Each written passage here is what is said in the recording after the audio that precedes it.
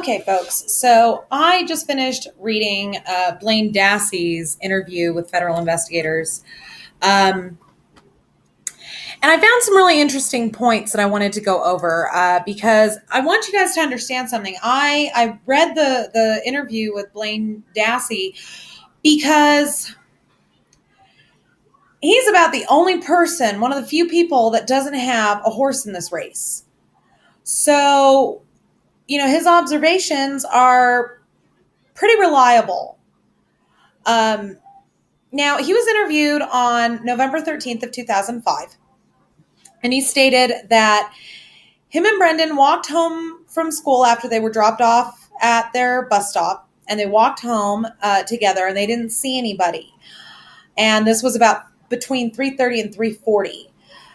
And he says that when they got home around 3:40, 3:45, Bobby was asleep. So now we've got a second brother that corroborates Brendan's story that Bobby was asleep and completely refutes Bobby's story that he had already left to go hunting. Okay, then. So, now, he says that at 5 o'clock, Bobby, Brendan, Blaine, Brian, and Barb were all home.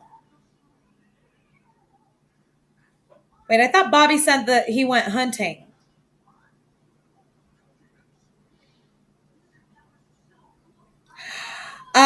He then says that between 3:30 and 5 o'clock, he can't recall anything special happening.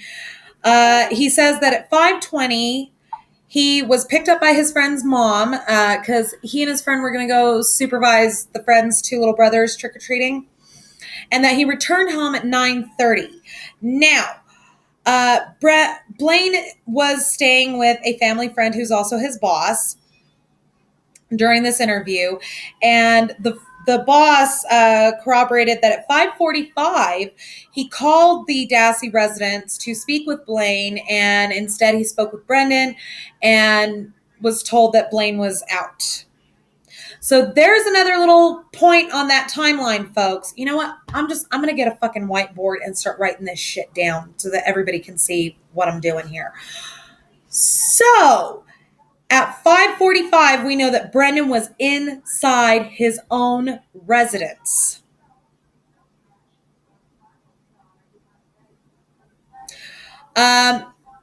Now, Blaine says that when he returned home at 9:30, Brendan, Bobby, and Barb were all home.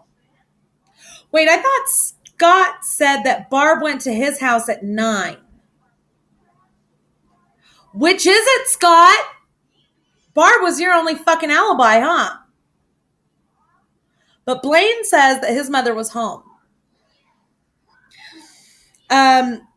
He also stated that he did not see any burn barrels going that night.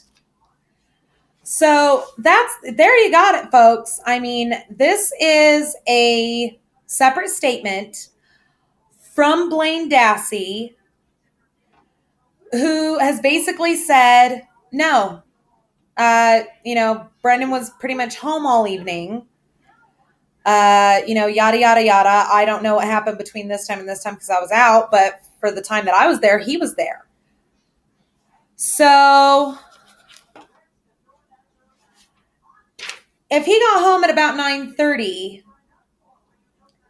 and Brendan, Bobby, and Barb were all home at 9:30, that throws another prosecution timeline out of whack because the prosecution claims that Brendan didn't return home until 10:30. Isn't 9:30 like when they were throwing Teresa Halbach's body on the fire?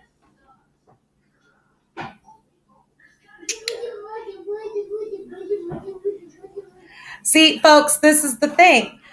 If Bobby was home and Brian was home and Barb was home a lot of the time, how the fuck could Stephen Avery have pulled off a rape, beating, and murder complete with screams, stabbing, and a gun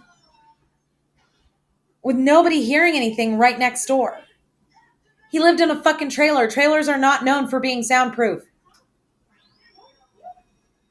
You know, this is what I'm trying to say, folks. As I've said before, whether or not Stephen Avery is guilty, the fact is that given the evidence that is there, it's looking more like he's not.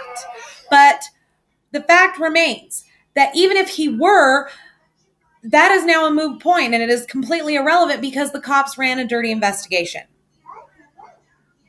So I'm going to go back and read some more exhibits and evidence. I will put the link for Blaine Dassey's statement with police in the description below. Thank you very much for watching, and we'll see you next video.